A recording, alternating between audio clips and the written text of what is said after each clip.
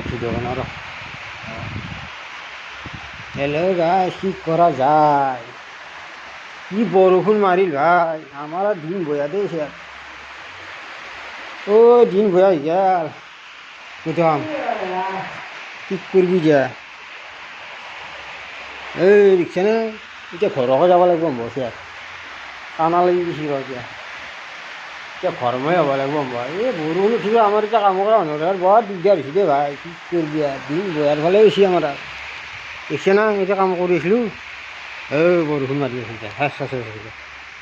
কি কৰিবি ৰে তেতিয়া